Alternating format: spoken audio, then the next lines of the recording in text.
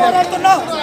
మన కోసము 78వ ward corporator ఒట్టి గంగారావు గారు సిపిఎం నాయకులు వచ్చారు. అలాగే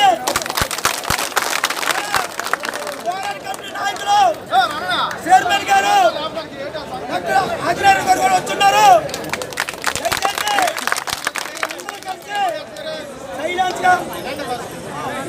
అలాగే మరి పోరాట కమిటీ కరీంనగర్ గారు కేఎస్ఎన్ గారు వచ్చారు. దయచేసి ఈరోజు 100% స్టీల్ ప్లాంట్ లో 100% మనము ఒక్క రోజు చేతాన్ని మన పోరాటానికి త్యాగం చేసామా లేదా? ఇది కార్మికుల యొక్క విజయం. ఈ స్టీల్ ప్లాంట్ కోసం మనందరం భూములు త్యాగం చేసాం. ఇందులో 100% అందరూ నిర్వంతులు కాదా? నిర్వంతులుగా చేతులంటే ఇక్కడి నుంచి మనం వలస రాలేదు. ఇక్కడ ఎమ్మెల్యేలకి ఎంపీలు ఓట్లేస్తున్నాం. గత 25 సంవత్సరాలు పెట్టి ఓట్లేస్తున్నాం. మనం ఎక్కడే పన్నులు కడుతున్నాం. మనం ఎక్కడే జీఎస్టీ కడుతున్నాం. మనం ఎక్కడి నుంచి వలస రాలేదు. ఈరోజు కేంద్ర ప్రభుత్వం వచ్చిందంట. కేంద్ర ప్రభుత్వం వచ్చి కూటమి ప్రభుత్వం వచ్చి 4200 మంది పీకేస్తే రాత్రి పెట్టించారు. రాత్రి 4200 మంది పెట్టారు. ఓకే, ఏ బాధ లేదు. ఈ బాధ ఇదే బాధ. మళ్ళీ వచ్చి మళ్ళీ మోడీ గారు రాత్రి కళ్ళలోకి వచ్చారంట. మళ్ళీ మోడీ గారు రాత్రి కళ్ళలోకి వచ్చి ఇంకో 300 మంది తీయమన్నారంట. ఇది దీని కళ్ళలోకి వచ్చినప్పుడల్లా కార్మికులే తీయాలి. ఏమి తీయాల్సింది లేదు. మొన్న అదానికి 768,000 కోట్ల రూపాయలు మాఫీ చేశారు. అంతే. కానీ ఈరోజు అదే 11,450 కోట్లు మనకి ఇచ్చారు. స్టీల్ ప్లాంట్ ఆదుకోవాలి ఇచ్చిన కోర్టు ప్రభుత్వం. మన అందరికీ అప్పులు అన్ని తీర్చడానికి, జిఎస్టీ కట్టడానికి మనకి ఇచ్చారు. మరి స్టీల్ ప్లాంట్ మనకి ఇచ్చారు. స్టీల్ ప్లాంట్ బాగుపడాలని మరి బాగుపడ్డారు. 11,000 కోట్ల రూపాయలు అప్పులు తీర్చారు. 500 కోట్ల రూపాయలు జిఎస్టీ కట్టారు. మిగతా డబ్బులు పనిచేసుకుంటారంట. ఏమనంటే కాంట్రాక్ట్లు ఎవరు తీసేస్తే డబ్బులు తగ్గుతాయి. ఇది ఈ కూటమి ప్రభుత్వం దౌర్భాగ్యం. ఒక్కసారి ఆలోచించండి. మనం ఒకటే అడుగుతున్నాం, మనకేం అవసరం లేదు. ఇదే స్టీల్ ప్లాంట్ లో ఇక్కడ సర్వీస్ చేసి ఇంకెక్కడ చేసుకుంటే 4,000 మినిమం 40,000 రూపాయలు శాలరీ రావాలి. ఈ స్టీల్ ప్లాంట్ లో మంచి నైపుణ్యంతో బ్యాటరీలో కానీ, ఎస్ఎంఎస్ లో కానీ, మిషనరీలో కానీ స్కిల్ డెవలప్మెంట్ తో పనిచేసే వాడికి 14,000 రూపాయలు చెప్తామే. ఎంత దౌర్భాగ్యం అంటే అంత దౌర్భాగ్యం. ఈ రోజు కాంట్రాక్ట్ కార్మికుల్ని తొలగించిన స్టీల్ ప్లాంట్ మేము ఒకటే చెప్తున్నాం. ఈ స్టీల్ ప్లాంట్ లో స్టీల్ ప్లాంట్ ఉండాలి. ఉంటే కాంట్రాక్ట్ తప్ప ఒక్కరిని తీసుకున్న ఊరుకునే పరిస్థితి లేదండి. ఈ రోజు మన పోరాట కమిటీ పర్మనెంట్ ఎంప్లాయ్ సంఘాలు మన కోసం సంఘీభావంగా లెటర్ ఇవ్వడం జరిగింది. ఎందుకు చెప్తున్నాం అంటే మనము చెట్లు ఎక్కగలం, గోళ్ళు ఎక్కగలం, పుట్లు ఎక్కగలం. మనకేం చేత కాదు. కానీ మనం ఏం చేస్తున్నాం? మన పొట్టు కోసం మనం పోరాటం చేస్తున్నాం. మన ఎమ్మెల్యేల కార్పొరేట్ల కోసం కాదు. అందుకే మన శాంతిత్వం కోసం మనం పోరాటం చేస్తున్నాం. మరీ పొట్ట మీద కూకుంటే నీ అంత తెలుస్తామని సభకు తెలియజేస్తున్నాం. కాబట్టి ఉదయం బయోమెట్రిక్ వేసుకోకుండా లోపల మన అందరూ ఉండి హెచ్ఓడి ఆఫీస్ దగ్గర మన డిపార్ట్మెంట్లో ఎవరు లేకుండా ఓపిక్గా మనం ఈరోజు ఒక ర్యాలీగా వచ్చి ఇక్కడ కార్యక్రమం చేసాం. పూర్వంపల్లితో బైకుల రాళ్ళతో వెళ్ళి అక్కడ రాష్ట్రాలు చేయన చింతపడితే అక్కడ మన స్టీల్ ప్లాంట్ చేయగోరు చేయకూడదని ఆపేశారు. కొన్ని ఆయన గౌరవం పాటించాం. ఆయన గౌరవం పాటించలేదు. ఓకే, మేమైతే రోడ్లు ఆపడం రాలేదు. మా సంఘీభావం తెలియడానికి వచ్చామని ఒక కార్యక్రమం చేసి ఇక్కడ రావడం జరిగింది. కాబట్టి ఇక్కడ మాత్రము ఏదైనా తీయాలనుకుంటే నువ్వు కాంట్రాక్ట్ కార్మిక సంఘాలతోనే, నువ్వు కాంట్రాక్టులతోనే మా అధికారులతో కూర్చొని చర్చిస్తే దాన్ని 10 ఆలకిస్తే అప్పుడు మేము ఆలోచన తప్ప ఏ ఒక్కరిని కూడా తీస్తే మా సమ్మె నిరవధక సమ్మె తప్పదనేది.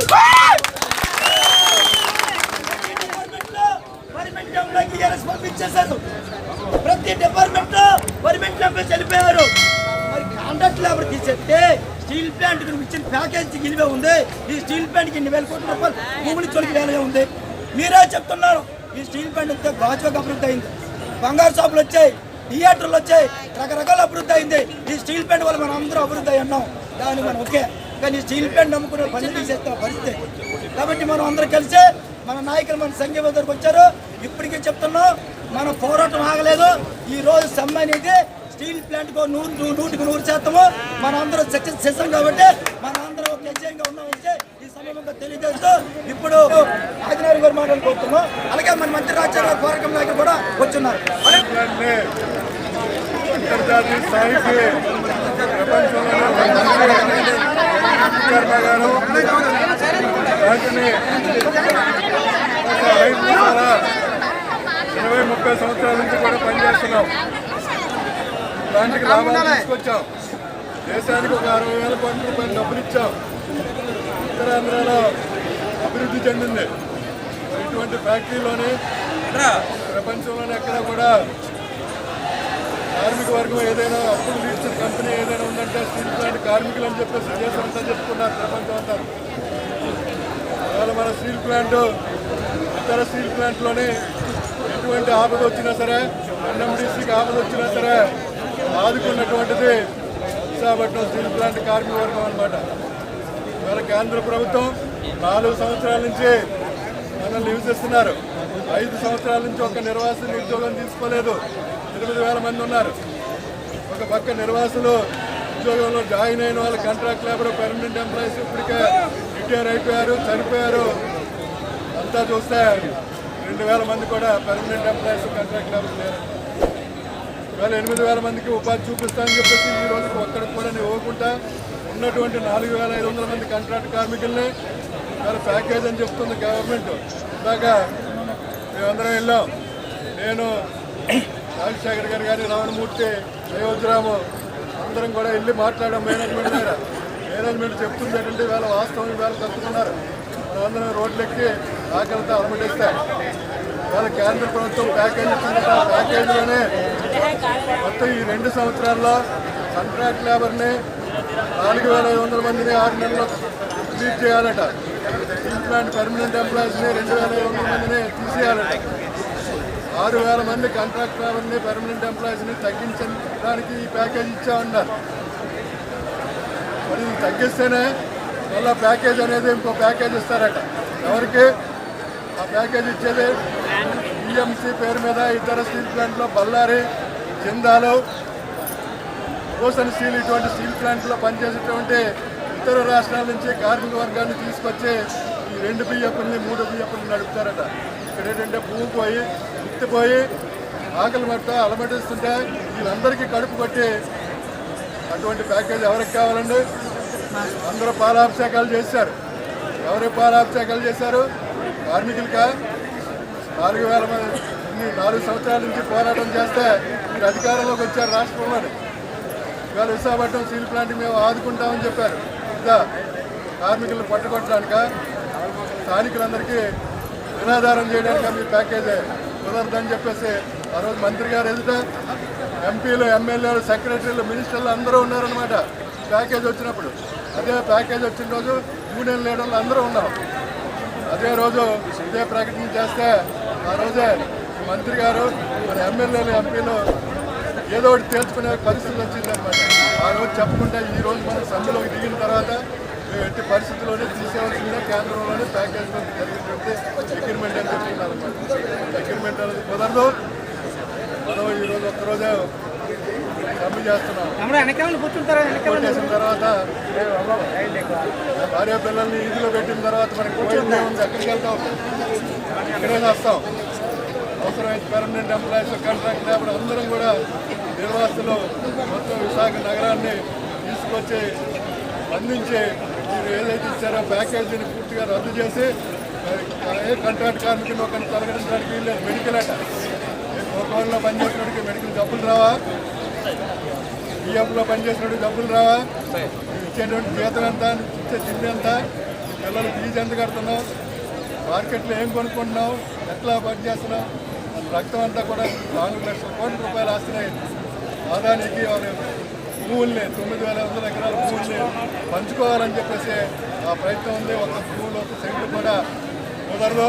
అవసరమైతే కలెక్టర్ గారిలో పట్టుకుని ఇక్కడే మీరైనా మిగలాలి, మేమైనా మిగలాలి. ఒప్పందం ఏది చేశారో ఈ ప్యాకేజ్ ఒప్పందం అనేది అది రద్దు చేయండి. రండి పార్లమెంట్ సభ్యులు అందరం కూడా అందరం అనుకున్నాం అనమాట. అందరం ఒకసారి చెప్పి మీ ప్యాకేజీలో ఉన్నటువంటి డ్రామా ఇది. ఇవాళ రోడ్ల మీద కంటే వర్కర్స్ ఉన్నారు, వీళ్ళందరికీ సెక్యూరిటీ ఇవ్వండి ముందు వచ్చి ఒకసారి మేము వాళ్ళని అప్పీల్ చేయాలనుకుంటున్నాం. చేస్తే చేశారు, లేదంటే విశాఖ నగరం అంతా కూడా సిద్ధంగా ఉన్నారు. సార్ విశాఖపట్నం స్టీల్ ప్లాంట్ అంటేనే చాలా మంది మనం పుట్టలేదు, మాకు తెలియదు, మీకు తెలియదు చాలా మందికి. ఆ రోజు ఎవరో పోరాటాలు చేసి ప్రాణాలు పోగొట్టుకుంటే ఈ కంపెనీ వచ్చింది. ఎంతో మంది రైతులు తమ ఇల్లు భూములు త్యాగం చేస్తే ఈ కంపెనీ వచ్చింది. అందులో మేము కూడా ఒకరివి. అందువల్ల ఇక్కడ ఈ కంపెనీ అనేదే ఉద్యమాలు పోరాటాల ద్వారా ఆవిర్భవించింది. ఏనాడు కూడా శాంతియుత బంధాలు ఎప్పుడు లేం. మనం అనునిత్యం పోరాటమే.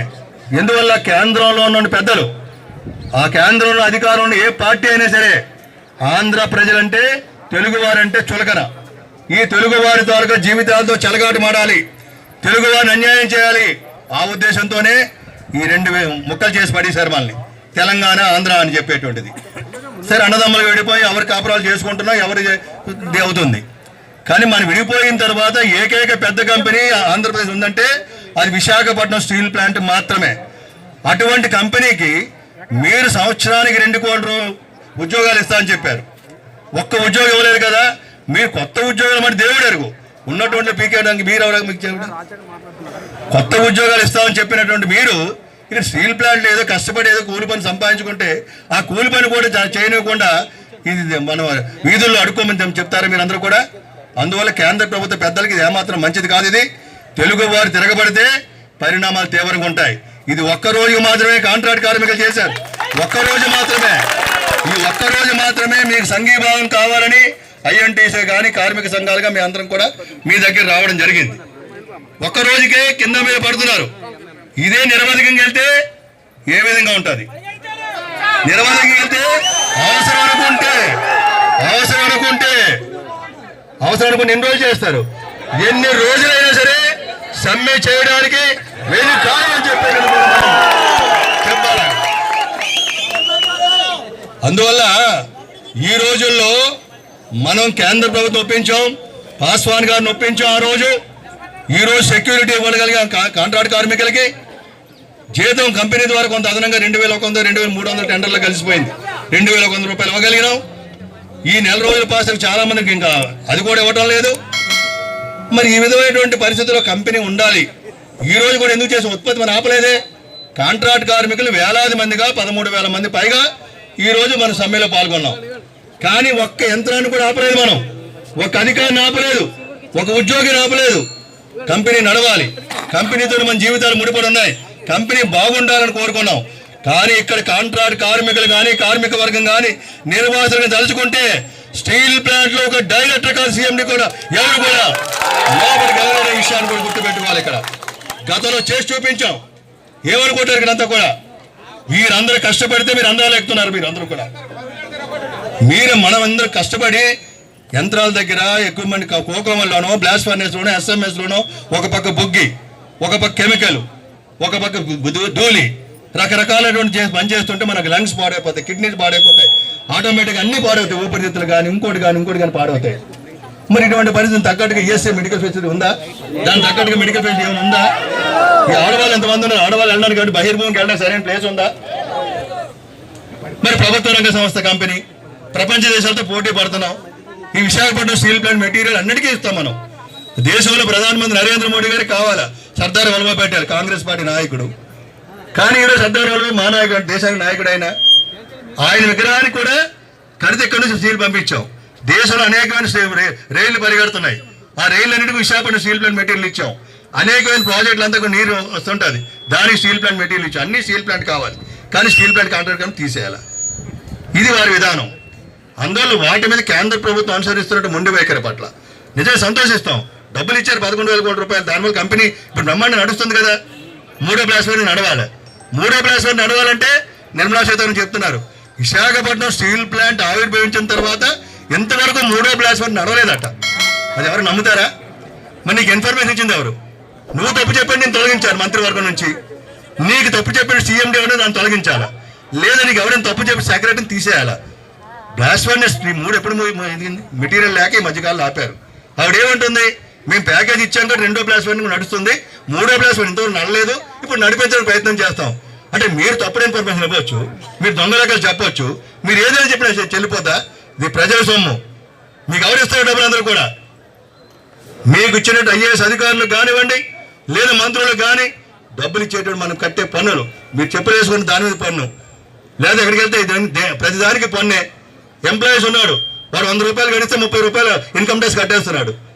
చాలా మంది బడా వ్యాపారస్తులు కడుతున్నాడా? 100 ఎకరాలు ఉంటాయి, కడుతున్నాడు ఎవడైనా? సారా కాంట్రాలు కడుతున్నారా? వైన్ కాంట్రాలు కడుతున్నారా? మన కాంట్రాక్ట్ కార్మికుడి దగ్గర మీరు డబ్బులు దోచుకొని 21 ఏళ్ళు దాటిపోతే ఎవరికి స్కిల్ నుంచి వచ్చినటువంటి ఎవరికి కూడా బోనస్ లేదు, ఈఎస్ఐ లేదు. మరి అడిగాను గ్రూప్ మెడికల్ ఇన్సూరెన్స్ ఇచ్చారా? ఏమీ లేదు.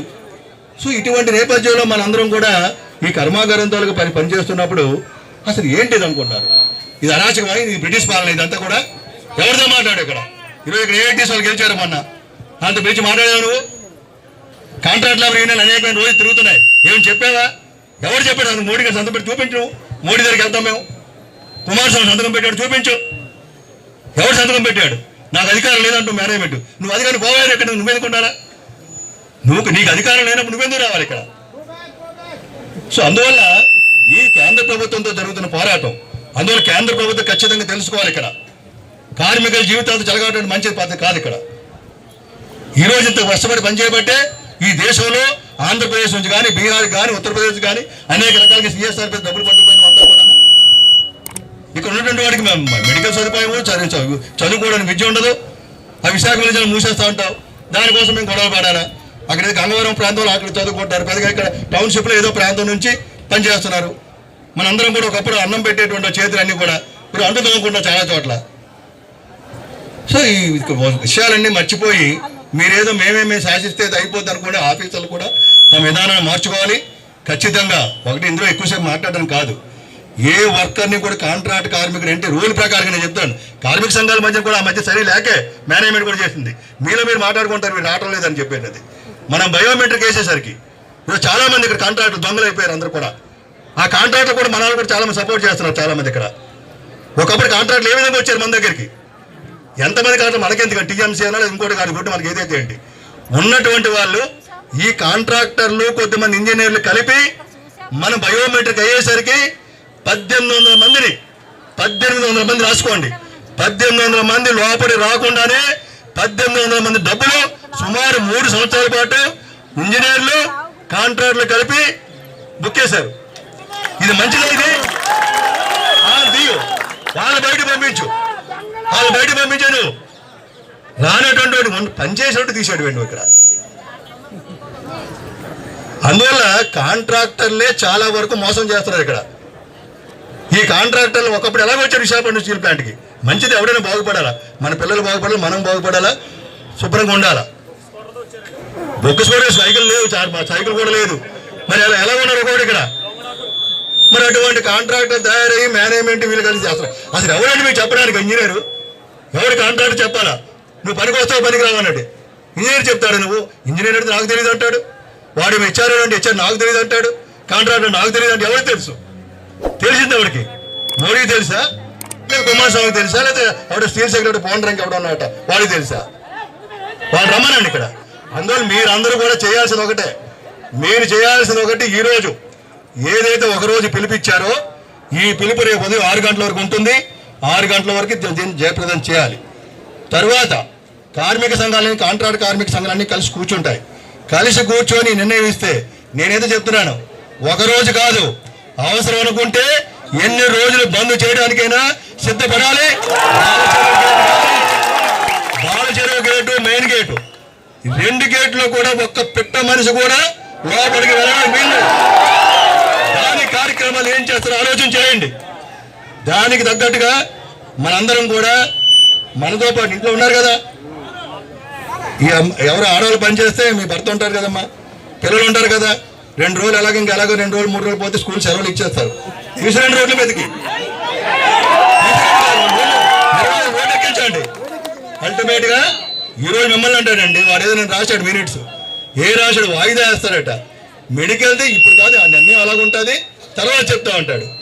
248 ఏంటి, ఆల్రెడీ 50 మంది తీశారు, ఓనర్లను తీశారు, జేబులను తీశారు, క్యాంటీన్లో కొంతమంది తీశారు, ఎక్కడ పడితే అక్కడ తీసేస్తున్నారు, ఇంకా తీసేస్తారు కొంతమందిని. రాజధాని గారు చెప్పారు కదా ఏ కండిషన్ పెట్టారని, ఆ కండిషన్ చూపించు. నువ్వు మీటింగ్ వచ్చి కాగితం తీసిరా, నువ్వు ఏదో ఎక్కడ పెట్టి మాట్లాడుతానంటే ఎలాగా? నువ్వు నిర్ణయం చేసే అధికారులు నువ్వు రాక మీటింగ్కి, ఎవరైతే నిర్ణయం చేసుకోవాలి అటువంటి పిలిపించు.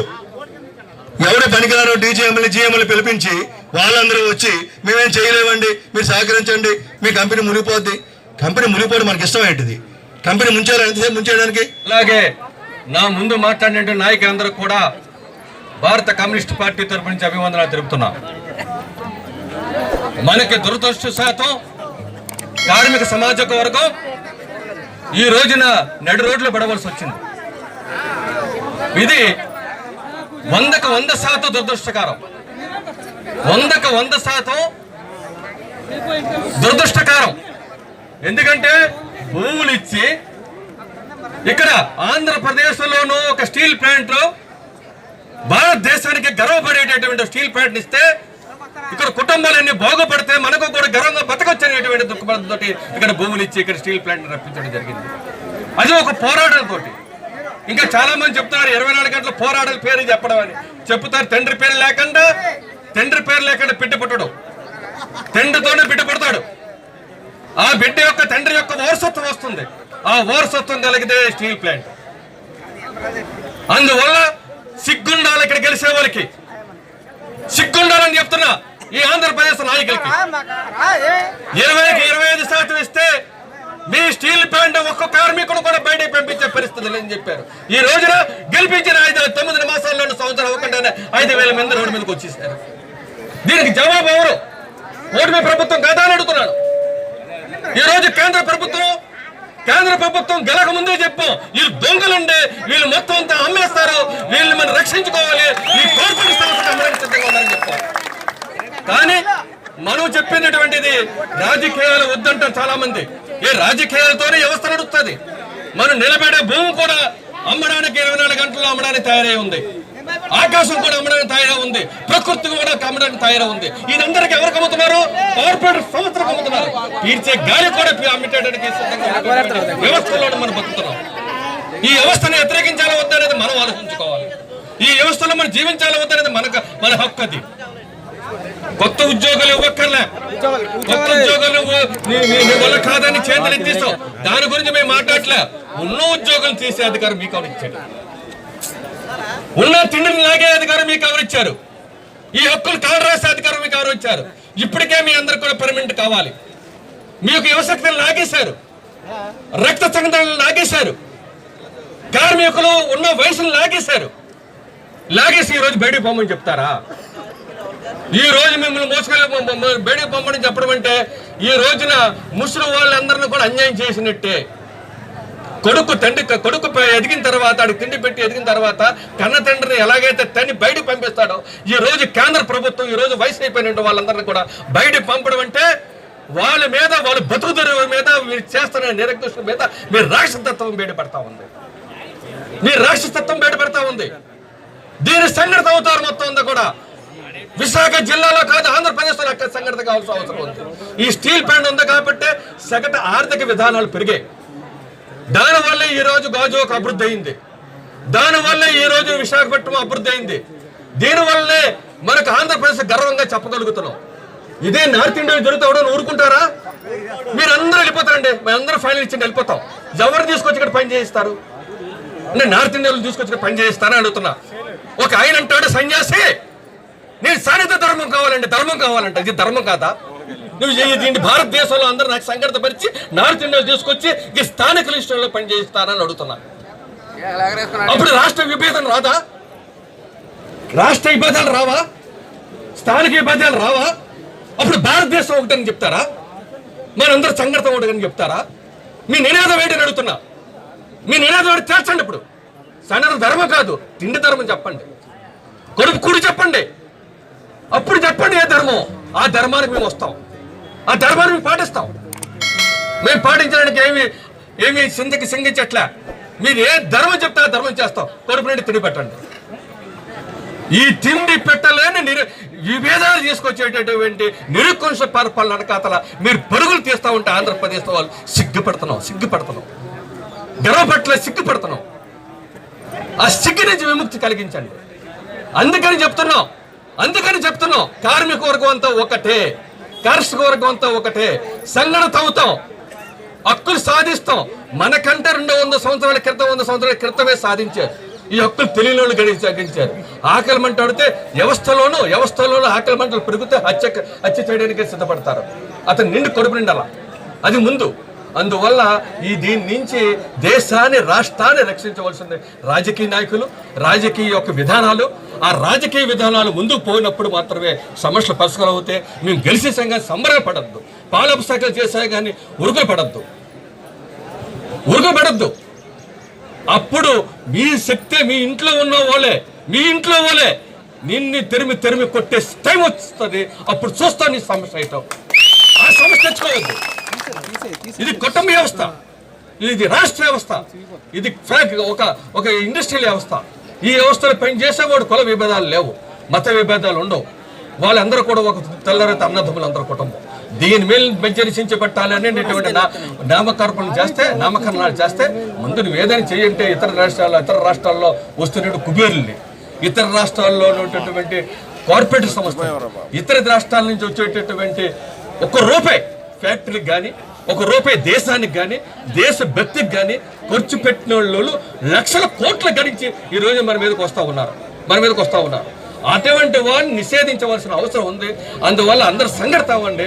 దీనికి భారత కమ్యూనిస్ట్ పార్టీ తరఫున ఏఐటీసీ తరఫున పూర్తిగా మీ సహకారాలు అందిస్తామని చెప్పేసి నేను కోరుతాను. థ్యాంక్ యూ సత్యనారాయణ గారికి. ఇప్పుడు నా ముందు మాట్లాడిన కమ్యూనిస్ట్ పార్టీ నాయకులు, అలాగే పోరాట కమిటీ నాయకులు మొత్తం విషయం అంతా తెలియపరిచారు. మిత్రులారా, పోరాడితే పోయేదేమీ లేదు, బానిస సంఖ్యలు తప్ప. ఈ స్టీల్ ప్లాంట్ పోరాటంతోనే వచ్చింది. మన కాంట్రాక్ట్ కార్మికులు కూడా జాయిన్ అవ్వడం పోరాటంతోనే జాయిన్ అయ్యాం. ఒకప్పుడు రామ్ విలాస్ పాస్వాన్ వచ్చి మనం చేసిన పనిని గుర్తించి ₹1000 ప్రకటించారు స్టీల్ మినిస్టర్ గారు. అప్పుడు ఇప్పుడు వచ్చిన స్టీల్ మినిస్టర్ ఉద్యోగాలు ఊడబీగుతున్నాడు. ఉద్యోగాలు ఇవ్వకపోగా, మనకు డబ్బులు పెంచకపోగా మనం ఉన్న ఉద్యోగాలు ఊడబీగుతున్నాడు. అంటే అప్పుడు పనిచేసిన కాంట్రాక్ట్ కార్మికులు ఇప్పుడు పని చేయట్లేదా? ఇప్పుడు లాభాలు రావట్లేదా? లాభాలు ఇప్పటికే వస్తున్నాయి. కానీ కాంట్రాక్ట్ కార్మికుల్ని తగ్గించాలనే కేంద్ర రాష్ట్ర ప్రభుత్వాల్లో ఒక కుట్ర ఈ భాగం. ఒకటే చెప్తున్నాం, మేము 3